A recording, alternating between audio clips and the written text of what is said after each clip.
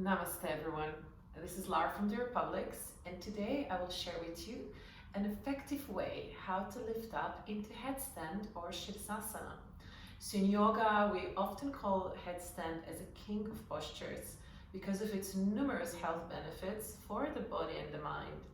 So headstand stimulates our parasympathetic nervous system, which in return causes our body to relax and to calm down, as well as it flushes our lymphatic system, focuses our mind, attention, stimulates our brain, and numerous other benefits.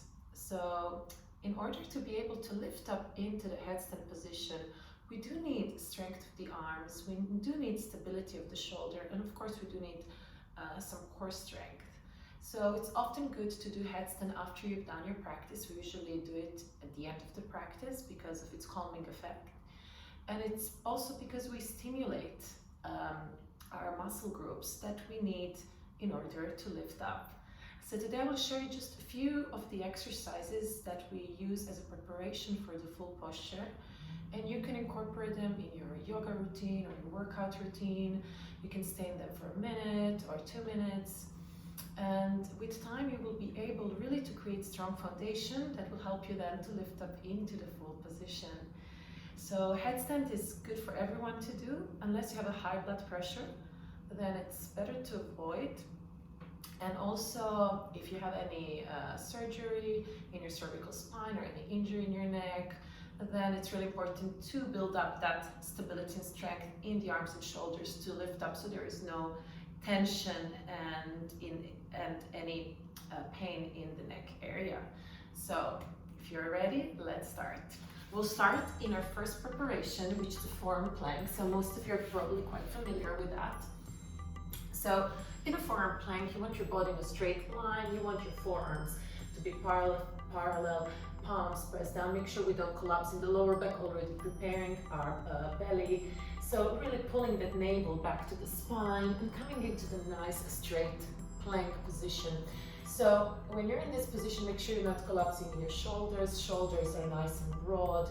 Belly in and pressing your heels back, as if you're pressing them against the imaginary wall. Ribs and belly in and breathing there. In and out. So you can stay in this posture for around 10 minutes. It's really great for your shoulder girdle. So next position is Dolphin Plank.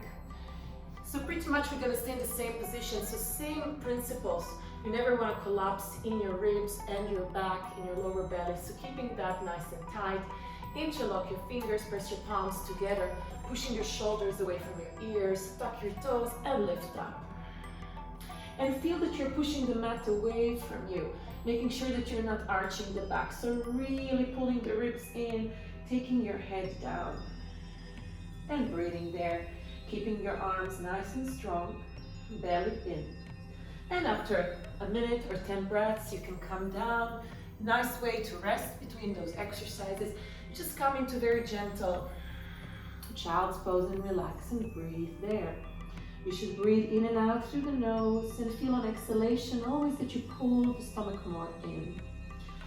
Okay, so the next one we'll do a little Dolphin Push-Ups, which is a great way really to build the strength necessary for the full position.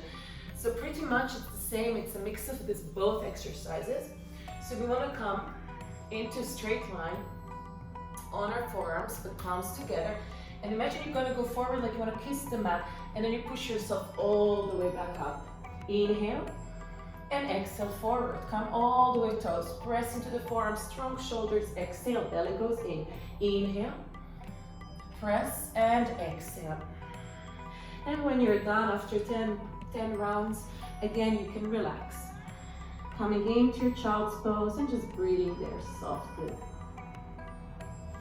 And it's good to repeat around 3 rounds of at least 10 breaths, okay? So once we've done all of that, we're maybe ready to start to come halfway up. So principles are the same. We want to come onto our knees, interlace your fingers, try to keep your pinkies on each side. Make sure you don't collapse in your shoulders, so already as you're preparing, pull your shoulders back. So once you're in this position, you really want to press the forearms into the ground. And one important thing that I forgot to say is to measure the arms. So you can take your thumbs and your elbow crease so you know that your arms are not too wide or not too narrow. And from there you open your arms. Interlacing your fingers, palms stay open, so palms are supporting the back of the head. And your thumbs will be supporting as well. So from here you're gonna tuck your head down and you're gonna bring your head somewhere more towards the back. If you're close to your forehead, you might feel pressure on the neck. So make sure you find that spot a little bit towards the top of the head, a little bit more to the back of the head. And then we're gonna tuck the toes and keep on pressing to the arms. Some of you already might feel this is enough challenging. If you feel you can go further, start to walk your feet forward. Once you feel you can't walk, you can stay here and just breathe. Second step, you lift up one leg and maybe just stay there. If you can, lift up second leg off the floor. Keep pulling the stomach in, keep pressing into your forearms, and then for the full position, we start to straighten our legs. Once you're up, keep still pushing into your forearms firmly. Keep pulling your shoulders away from your ears. Point your toes, squeeze your buttocks, and then same way out, we start to bend the knees, squeezing the belly in, coming here first, and then coming all the way down. Once you are upside down, come to child's pose because of the blood flow, and just relax your head down. Staying for a few breaths so you don't get dizzy. And then after like 5, 6, 7 breaths, just coming back up. So if this was good for you, if you felt comfortable coming up, you can repeat that and you can play with it. So you can first come halfway up, lift one leg, come down, lift second leg, come down.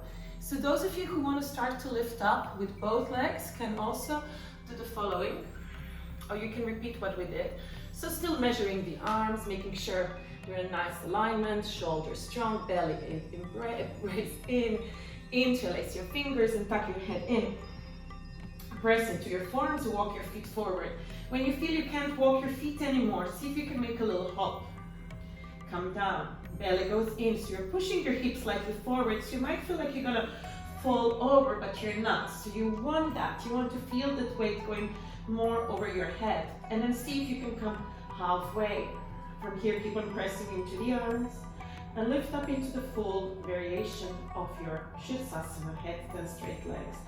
Same thing, when you're coming down, you want to push your hips back, pull the lower belly in, so really engage your pelvic floor, suck the navel in, feel the space like you really hold the lower belly, scoop the belly in, and come all the way down. And again, come to child's pose and rest.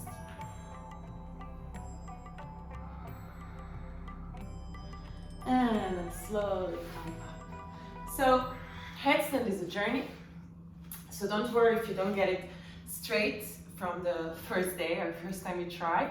It might take weeks, it might take months, it might take days. It depends also of your body structure, of your alignment, of the strength, and it's also all about weight distribution. So in the beginning you might feel a lot of pressure on the top of the head, crown of the head, it's all normal. You might feel like, boom, your head will explode. Don't worry, it won't. With time you will learn how to engage more through the arms and the shoulder to lift off the head off the ground, and that's eventually what we want in the full posture, to lift up the head just enough so we can slide a little bit of a paper underneath the crown of the head. So practice and all is coming.